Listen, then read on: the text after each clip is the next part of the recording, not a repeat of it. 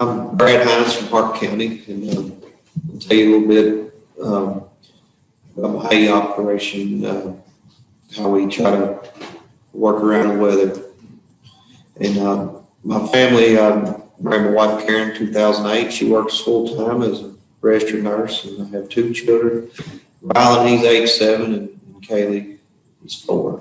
And we live in Magnolia on beef, cattle, and tobacco, hay and grain operation. We love spending time together on the farm. Being able to raise our children on the farm is real important to us because we both grew up on a dairy farm ourselves. So we get to, hopefully they get to experience, the farm, and the family's important. And we're just grateful for the blessings God gave us, having the land and the farm life and the operation to try to make it all work. So we have a very diversified forage and grazing operation. So in northern Park County, and we're specializing in the small square alfalfa orchard grass, Timothy orchard grass, straw bales for the horse market there. And we utilize rotational grazing in the fall calving and cattle herd. We also grow corn, wheat, and soybeans on ready ground. That's all I know too. Wheat and rye are planted in the fall for grain and straw production. And the alfalfa sales, most are in Florida, and the straw bales are sent to Lexington area. And burley tobacco still remains a cash crop on our farm. Now, got into the cash hay sales because my neighbor, he wanted me to put his farm into alfalfa for white-tailed deer attraction. We had been rotating corn and soybeans. So 2012, we had extreme drought conditions. The corn was appraised at 5 bushels on an acre. So we chose to chop the corn that was originally planned for grain production. We made corn silage, beef cattle, and bagged it. And this gave us the opportunity to plant alfalfa. And we was able to level up the ground. We had some erosion from the corn and beans, and we got it leveled up. And the first year we broadcast alfalfa orchard grass together, and that's when it began. We was going to use the alfalfa for the beef cattle, but our grazing situation got a little better, so we started square belling on 26 acres. The first year was 2013. So forage of choice has been alfalfa orchard grass. That's what our customers, that's the biggest demand. They want that soft hay with a little, it's going to have some alfalfa in it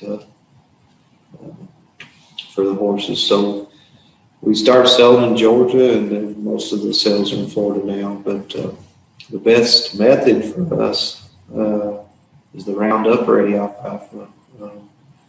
We started the Roundup Ready alfalfa in 13 or 14, and we'll go straight alfalfa for 1 or 2 years, so we can spray it with the Roundup and get a good clean stand, and then we can add the orchard grass in the fall after the first or second year, and we'll do that with a no-till drill. We got a 750 John Deere wheat drill, and we already had it on the farm from the wheat production. It's worked good for our alfalfa plant. It's got a small seed box on the front, and we got scales on it, and we can drop the gauge wheels all the way down and make it work. So the Timothy, it's also been a valuable cash crop. We started planting Timothy after barley tobacco production because the tobacco comes off late summer,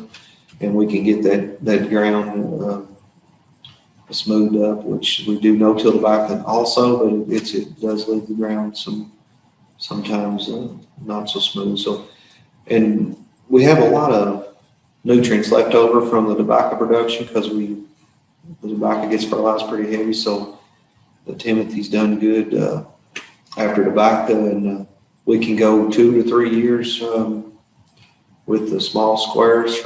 We get 1 to 2 cuts off Timothy, and it will rotate to another crop. Usually the third year, we'll just get one cut in the Timothy, and then we'll burn it down and go back with alfalfa or soybeans.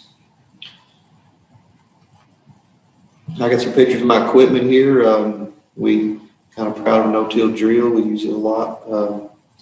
We can always add more seed with orchard grass. We use a Y rake. We've used all different types of rakes. The Y rake is works best for the alfalfa because it has more wheels on one side than the other, and it can get that hay turned over. The V rake works like for grass, but it don't get that center of that alfalfa. It's harder to turn it completely over. And it also gets that hay that gets stuck to the ground after doing a lot of, a couple of passes with the hay tedder. We use New Holland balers because that's what we started with. We used one of them. We got 3 balers now. We use different color string in each baler to get, if we have problems, we know which baler it's from. And we also use stroke counter and moisture monitor so we can get a good consistent bale. And one picture is my boy Rylan there. We'll have to check the balers when we switch fields. If we'll go from alfalfa to Timothy, or if we switch to a different field or different crop, we have to adjust the bale density. We have hydraulic pressure adjustment, and we can check those bale weights. And then the hay tedder is real important for us to get the hay dried out there. Sometimes we do have a shop that we can get into and make repairs. Now, getting started in the spring, it's when all hands are on deck. It's when we have to work around usually rainy weather, and we'll have to monitor the fields and decide which one to cut first. And we've noticed different soil types. Some farms will mature before others, believe it or not, with different soil types and the nutrients underneath them. And we also have some crops, older stands might have a few weeds. You want to get those cut first, and then we also have younger stands might not be a year or two old, and they will actually bloom out later, so you have a little more time to get those cut.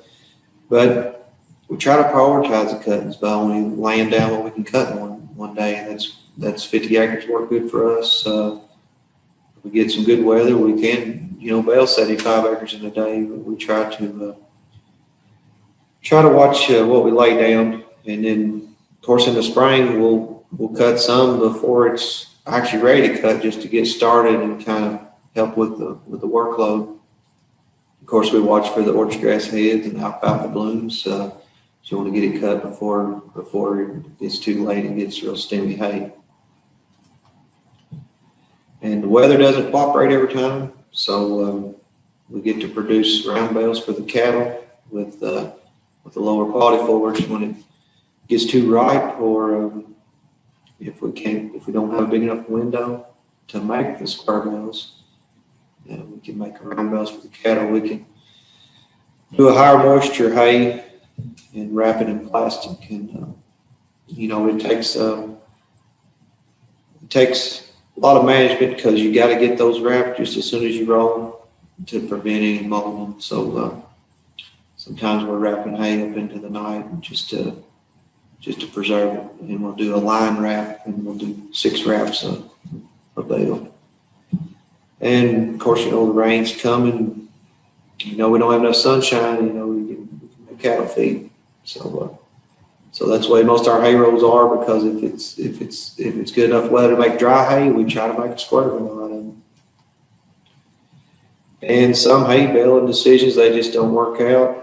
You can wait and hope for better weather, but it doesn't always come. So you can leave hay out there and hope it would dry, but you might end up rolling hay that the cows won't eat. So you got to have a good plan, and you got to decide whether you're going to make, the round bales or the square bales, because it can turn to straw, especially if you cut too much down at once and you can't get it all baled. One day out there too many with a straight alfalfa stand, it can really bleach it out, and then nothing.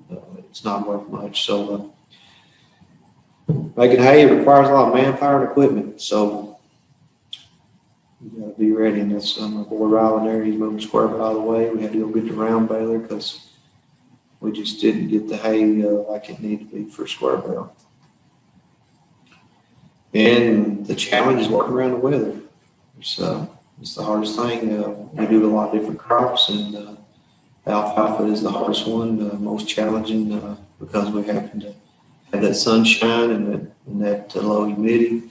We need to get this hay dried. And it's not like planting corn or beans where you just go till you get done or harvest corn all night. We have to work around the weather, and then late in the year, third or fourth cuttings, we've left it out a week before it would dry, but we have to get it raked up so we don't lose all that color. But we can get it in a windrow, and it might not get dry enough for the square baler, but we can take this rotary rake, it's PTO driven, and we can fluff these windrows, turn them over, and sometimes it finally dries. So, and due to uncertain weather conditions, you can cut hay when it's still wet or right at the end of a rainy time. And Satan makes a time like that. So, advice I'd give in one word is quality. No producers, you can back up to the barn, never find a moldy bale. And the market's driven on quality. So if you can get the forage harvested with good color and smell and bale weights, the hay will sell itself. So you can build a reputation on quality hay, then you can get a premium price you deserve. So I just want to say that the hay production, it takes patience, passion, determination, there's quality hay for your customer. And I just want to say thank you. So let me know if you got any questions.